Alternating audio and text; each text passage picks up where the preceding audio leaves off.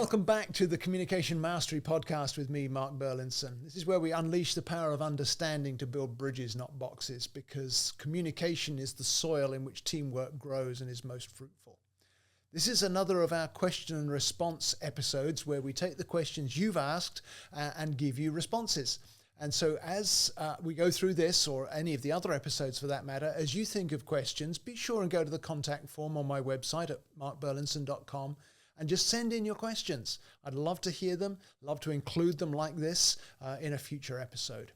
So let's jump right in. Our first question says, if someone blames you for something that wasn't your fault, what's the best way to set the record straight?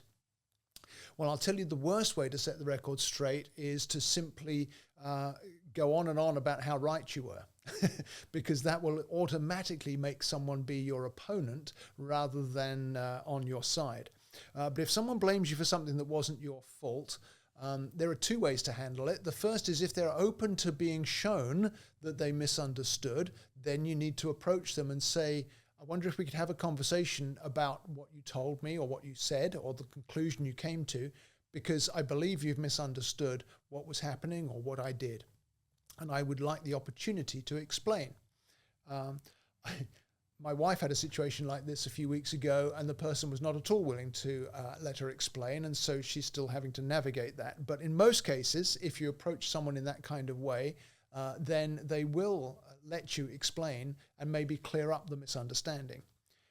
In some settings, particularly if it's been kind of elevated to superiors or shared in a group chat for the whole team or something like that, that you've done something wrong and they're mistaken about what you've done wrong, or what you've been blamed for something that wasn't your fault, then you need to go to your supervisor or to the team leader and say, this is not correct, and this is not an accurate representation of what I did and why I did it.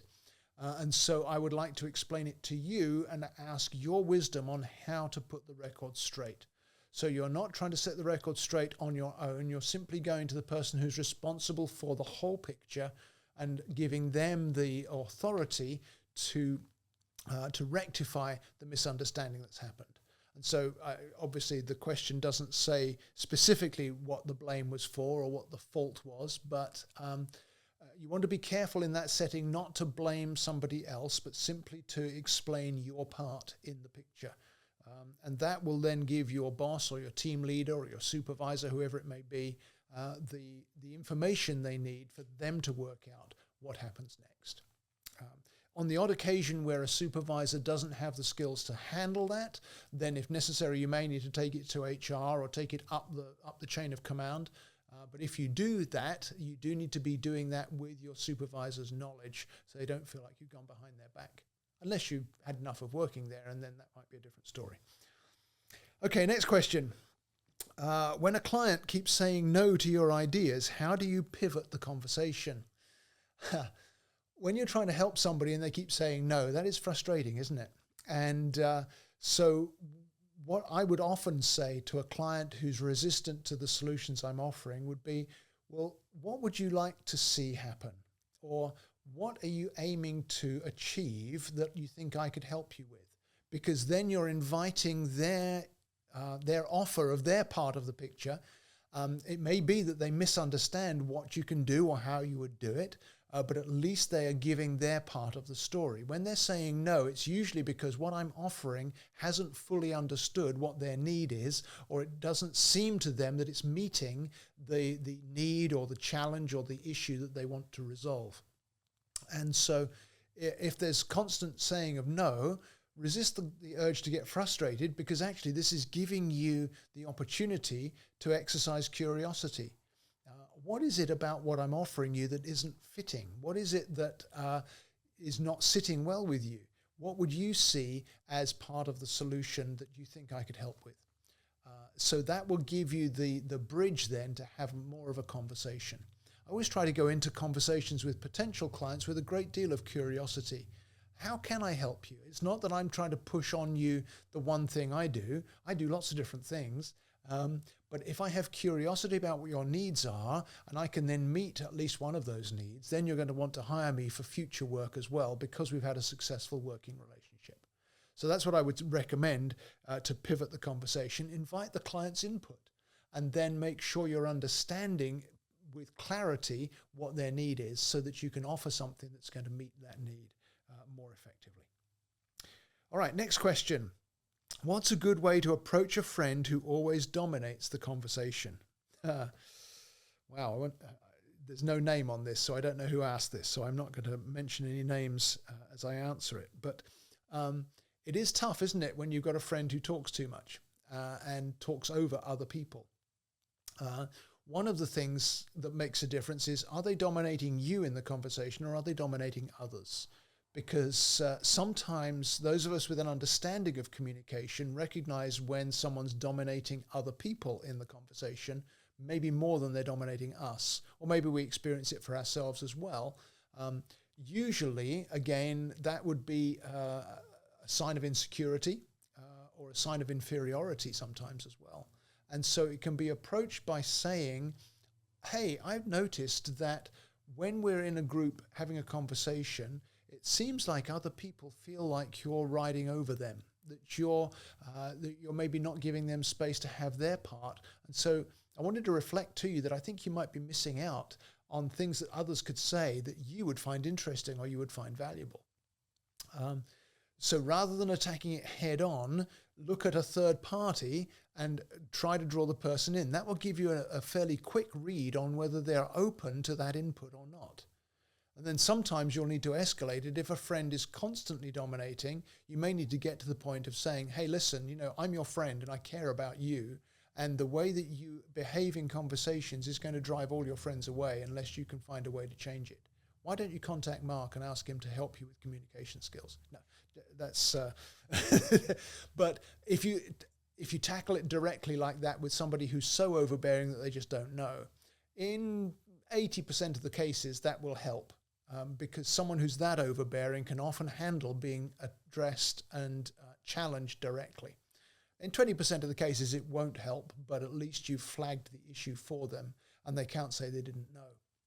It takes bravery, but all of us have that mover language somewhere in our profiles and you can pull it up when you need it. So I hope that helps. Next question. If you need to apologize, but you don't feel entirely at fault, how do you phrase it? Don't tiptoe around it, would be my straight answer to that. Because although you don't feel entirely at fault, you are at least slightly at fault. There's no situation where you feel you need to apologize where there isn't some fault on your part. And so you need to address it directly. You need to be straightforward and you need to own your part. It's much more valuable to apologize for your 20% than it is to apologize that the other person's 80% wrong and you just happen to run into it. Because that will put somebody on the defensive and that will cause them to close up and not open up. But if I come to you and say, listen, I realized that in our last conversation, we missed each other by a long ways, but I recognize that part of that was because I said this or I did that. And in your heart that's only a minor part of where it all went wrong. But if you can offer your apology sincerely for the part that you got wrong, it will very often open the door to the other person also seeing that they had a part in it as well. And even if they only give a 30% apology for 80% wrong, it's still a step in the right direction, isn't it? So that would be how I would phrase it. I would own my own part and apologize to them for my part, without saying, but of course your part was much worse. You had much more to apologize for, and why don't you go ahead and do it? That kind of head-on confrontation doesn't usually foster an apologetic heart. But if you own your own stuff, it will do. Next one. How do you build rapport with someone who seems uninterested in talking to you? Well, maybe you do and maybe you don't. Ideally, you would be able to by being inquisitive about them, curious about their life or their journey or their work.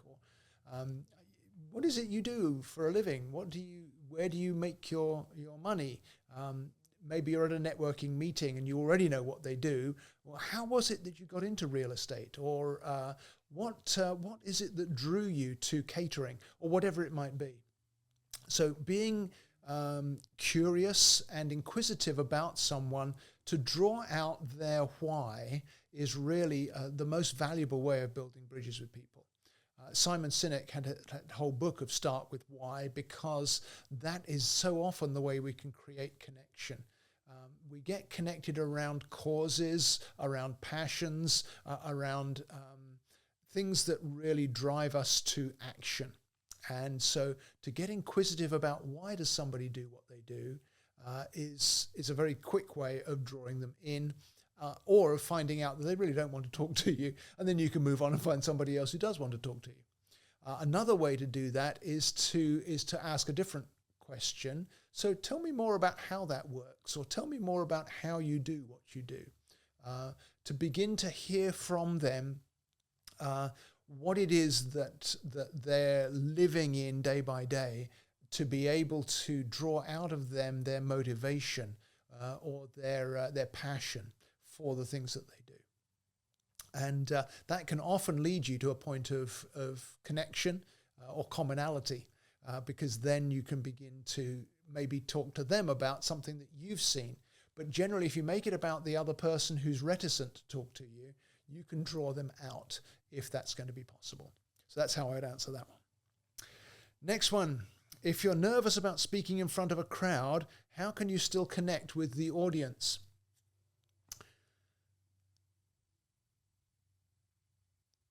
It's interesting, because transparency is the way to connect with an audience, but I don't mean the sort of transparency where you stand up and say, I'm not very good at this and I don't know what I'm going to say in front of all of you.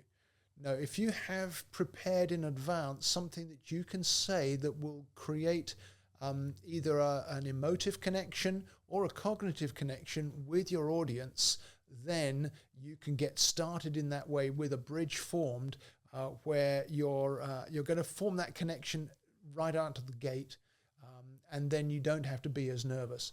Very often your nerves will subside as you begin to get reaction from your hearers.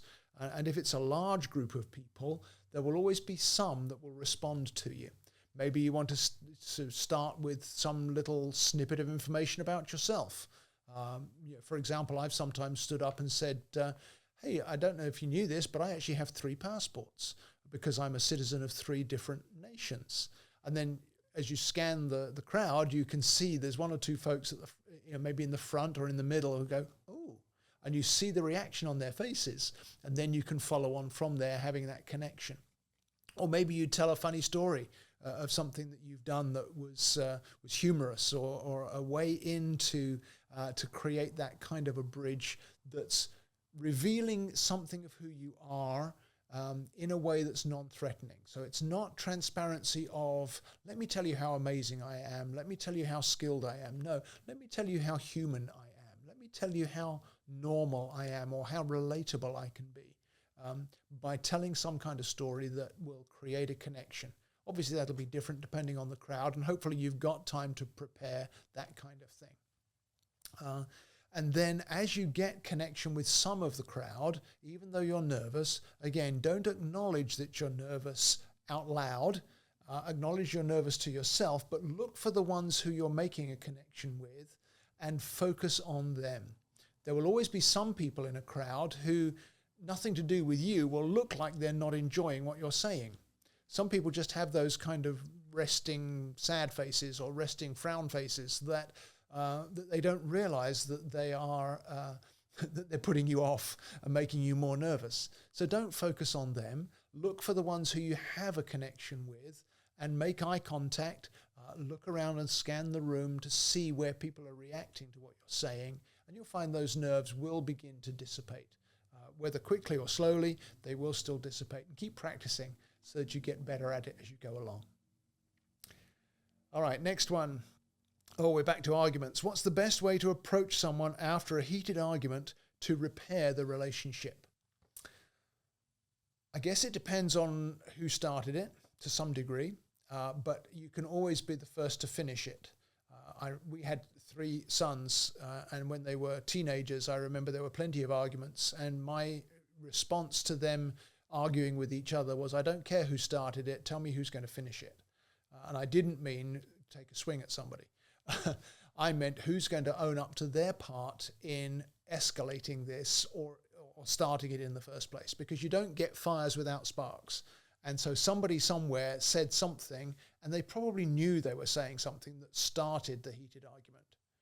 And we all know that heated arguments don't achieve connection until you have the maturity to recognize that you were the spark that started it, or you were at least one of the sparks that started it, and you own your part. And so to go to someone, let's assume it's just the two of you who've had a heated argument. Maybe it's a spouse, maybe it's a co-worker, maybe it's your boss. But if you go to that person and say, after a little bit of time for tempers to calm down a little bit, go to them and say, hey, I want to apologize because I realized that I started this by saying so-and-so or by doing that. And I'm sorry, because us arguing isn't going to achieve a resolution. Can we try again and talk about this like colleagues, or can we talk about this like friends? Can we talk about this to help each other both benefit from the interaction? So if I own my part and I go first, I always say that the most mature person goes first in resolving those kinds of heated arguments.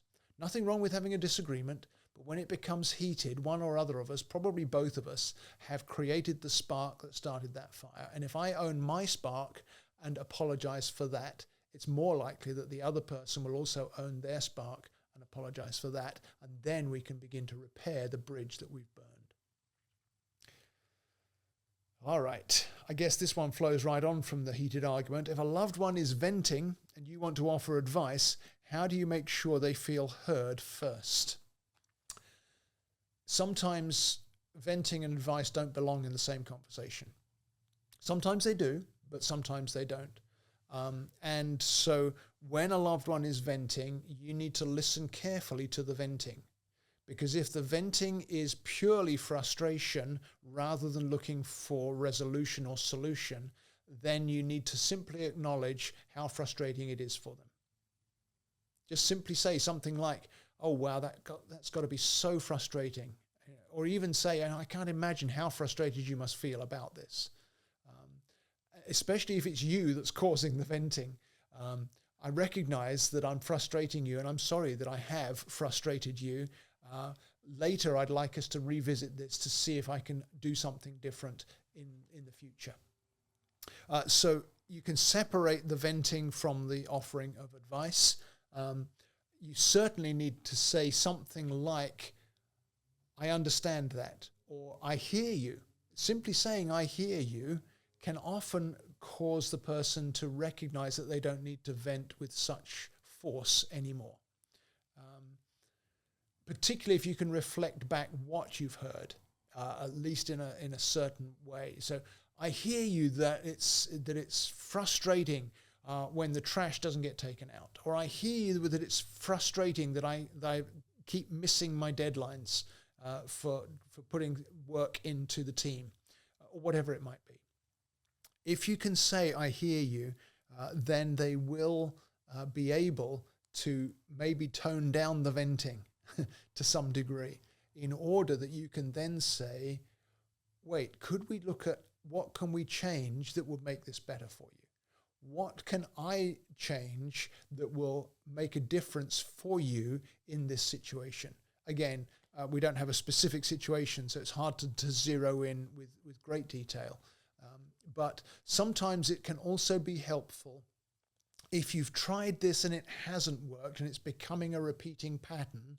Then you need to step into their venting and say, I see how frustrating this is, and I also see that it's been frustrating on multiple occasions.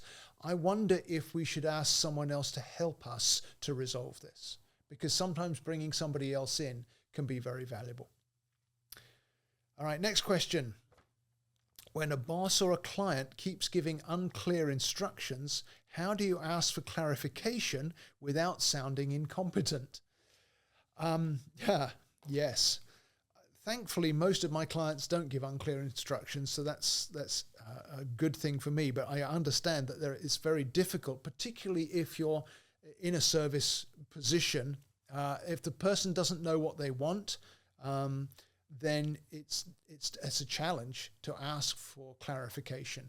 However, if you can grasp what it is they have asked for, it's certainly not enough. And you as a skilled person will know that it's only 30% of what's needed. But you can grasp what is there and build on it, rather than coming across and saying, you're going to have to find a different way to tell me that because I don't understand a word of what you said, or words to that effect. So if the instructions are unclear, you can ask follow-up questions such as, could you help me see more clearly this issue or that question or this step? Some bosses won't be able to do that. So then you need to ask a question along the lines of, has anybody else been able to see the solution with you to this that I can talk with in order that I can understand it as clearly as they do? Or maybe you're going to come at it from a different angle. Say, I see that we need to achieve this goal, but I'm not hearing the steps to reach that, but I would like to consult with others on the team to see if we can come up with some suggestions for you that we could have another discussion maybe later today or maybe tomorrow in order for us to clarify what it is that would be most valuable for you. Always we want to be honoring to the boss or the client, because when the boss is unclear, it's usually because they're unclear. When the client doesn't know what they want, it's because they don't know what they want. And so we want to be helpful, and it's not going to help by pulling them down and telling them that they're not being clear. However, it can be very challenging, and I think of several situations in my working past a long time ago now, but where the clarification was hard to find. But taking some of those steps of zeroing in on what I do know and trying to build on it is usually the first place to begin.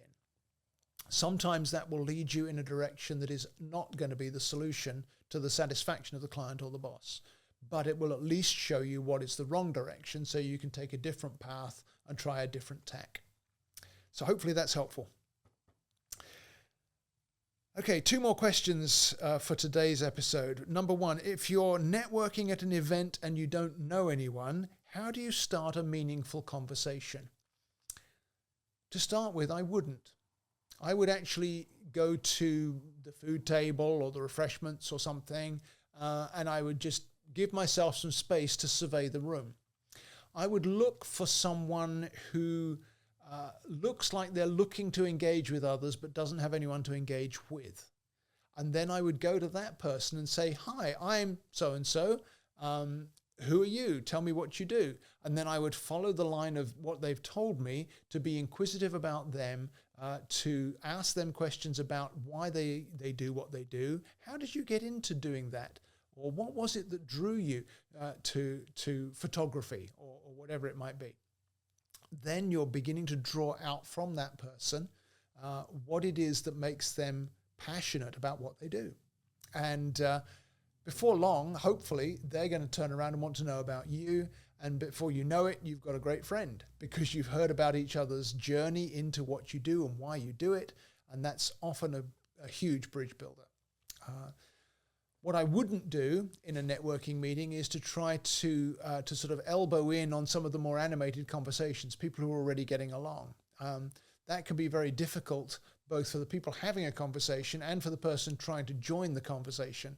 If you just kind of stand on the edge with your plate of food or whatever, waiting for someone to invite you in. I would find somebody else who doesn't have someone to connect with and do what I said. Just ask them some questions to be able to build the connection, initial connection that enables you to find out more about them. Curiosity is always a great conversation starter. And finally for today, when someone ghosts your texts or emails, how do you follow up without seeming pushy? I guess the question is, why are they ghosting? Sometimes, we're talking about clients here particularly, if a client ghosts you, it may just be because they're not ready to buy yet. Or it may be that they've recognized that they shouldn't have reached out to you for what it is you offer because they needed something different. Don't take that personally, but let them ghost you. But on the other hand, if this is someone you are in a level of relationship with and they won't respond, on email or text, then you need to find a way of increasing the conversation to a level that's not just words on a screen or words on paper, because there's so little connection in just the words alone. I think it's about 7 or 8% of our communication is just the words we say. Much more of it is your body language, your eye contact, your tone of voice. We've talked about that before on the podcast, and you can look back through the earlier episodes to see some of those. And so I would want to follow up with a phone call, maybe, and say, hey, it's me. I wondered if you'd been able to look at the email I sent you, or I wondered if you had any thoughts about the text that I sent. Or what did you think about my suggestion for how we could work together? Or did you have any questions about the proposal that I put in or the solution that I offered? And you're asking them to respond to you in something specific where they really need to give you a clear answer. Now, of course, with call display and they're really wanting to ghost you and you call them and then it goes to voicemail, leave a friendly but non-pushy kind of message along the lines of what I just said, what you would say to them face to face. Hey, it's me. I wanted to follow up because I made you some suggestions and I wanted to hear what you thought about that. Maybe you could give me a call back and let me know. Generally, the more a person's ghosting you, the less fruitful the direct pressure approach works. I know I've had people who are trying to sell me things that I don't want. It's not that I ghost them. I normally will reply and say, no, thanks, I'm not interested. But then they'll still push past that and try and sell me again. In which case, then you do have to get strong and block them or whatever. But that's not what the question was, though. But if someone is truly committed to not interacting with you, you need to let them have that. It may be that they'll come back around later on. I've had plenty of clients over the years I thought they'd ghosted me and just disappeared off into the sunset, and then they come back a year later and, oh, okay, yeah, let's work together, let's do something.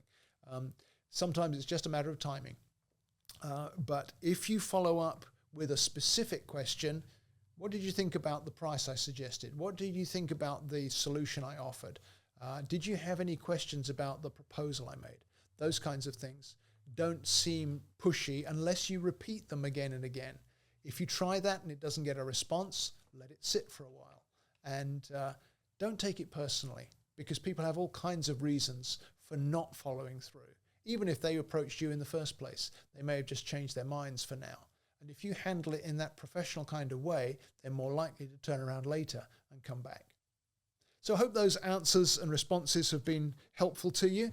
If you've got questions either about what we've said today or about any of the other episodes in the podcast, send me a message on my website. Use the contact form. It's at markburlinson.com.